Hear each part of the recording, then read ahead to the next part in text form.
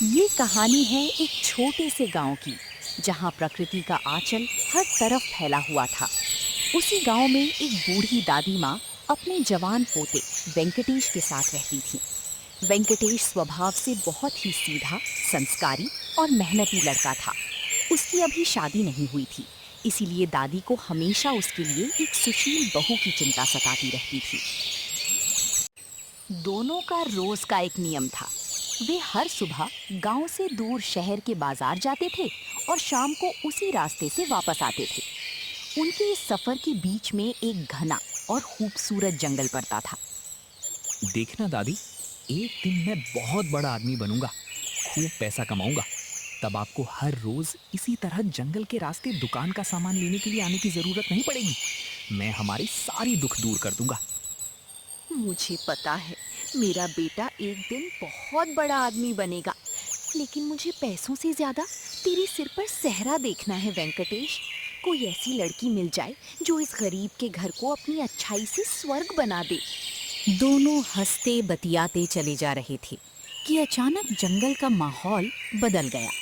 हवाओं में एक भीनी भीनी खुशबू घुल गई और चारों तरफ एक अजीब सा दिव्य प्रकाश फैल गया।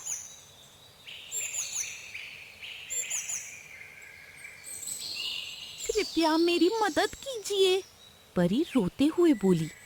मेरे पिता जो इस लोक के राजा हैं, उन्हें एक क्रूर राक्षस ने अगवा कर लिया है। वो दुष्ट राक्षस आज रात की पूर्णिमा पर मेरे पिता की बलि देने वाला है। मुझ में उस राक्षस से लड़ने की शक्ति नहीं है।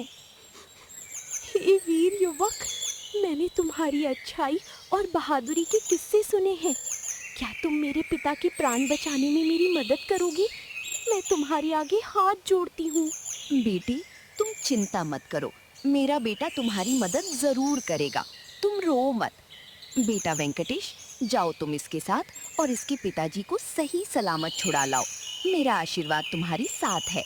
दादी माँ, मैं आपको इस घने और भयानक जंगल में अकेली छोड़कर कैसे जा सकता हूँ? यहाँ चारों तरफ खतरा है। मुझे आपकी सुरक्षा की चिंता हो रही है। बेटा, तुम मेरी चिंता मत करो। हमने आधा जंगल तो पार कर ही लिया है। अब बाकी कुछ ही दूरी तो बची है। मैं आराम से घर पहुंच जाऊंगी। तुम जाओ बेटे, अब और देरी मत करो। किसी की जिंदगी का सवाल है। ठीक है दादी, जैसी आपकी इच्छा। आप अपना ख्याल रखना और बहुत संभल कर घर पहुंचना।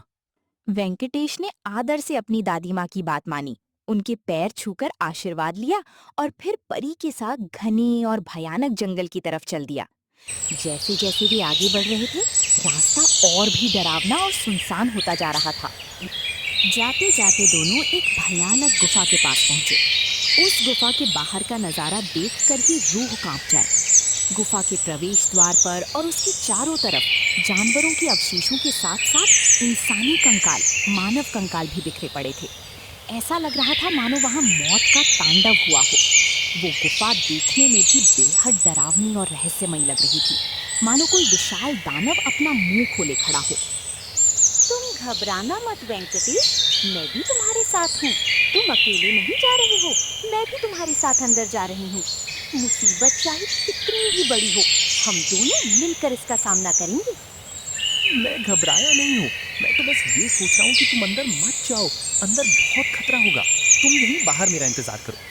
बस तुम मुझे अपने पिताजी का हुलिया बता दो ताकि मैं उन्हें आसानी से पहचान सकूं। और हाँ, बातों बातों में मैंने तो अभी तक तुम्हारा नाम भी नहीं पूछा। वेंकटेश की आवाज में खुद से ज्यादा उसकी सुरक्षा की चिंता देखकर परी का दिल पिघल गया। चारों तरफ बिखरे कंकालों और उस डरावने माहौल के बीच भी वेंकटेश की इस फिक्र ने मायरा के चेहरे पर एक हल्की सी मुस्कान ला दी। उसकी आंखों में वेंकटेश के लिए प्यार और सम्मान और भी गहरा हो गया। मैं तुम्हें अकेले जाने नहीं दे सकती, ये ठीक नहीं है। जाएंगे तो दोनों साथ जाएंगे।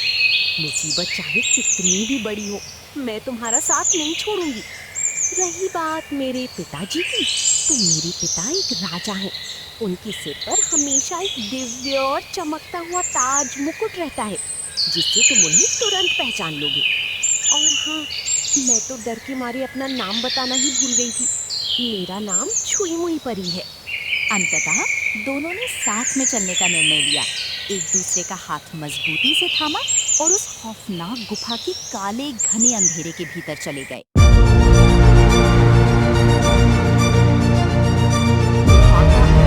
और भी डरावना लग रहा था। बिल्कुल सुनसान, ना रोशनी, ना किसी चीज़ की आवाज़, बस चारों तरफ सन्नाटा ही सन्नाटा।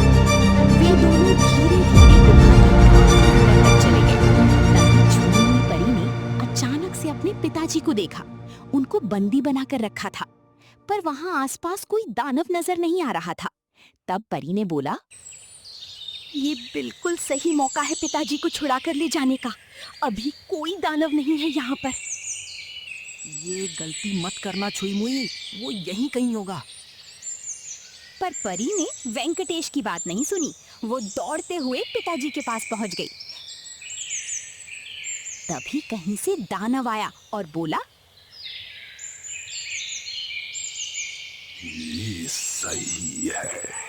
अब दोनों बाप बेटी की बलि एक साथ दिया जाएगा। और मैं ये होने नहीं दूंगा दुष्ट दानव। अगर अपनी जान प्यारी है तो भाग जाओ यहाँ से। इतना बोलते ही दानव और वेंकटेश के बीच भयंकर लड़ाई हुई। काफी देर तक लड़ाई हुई।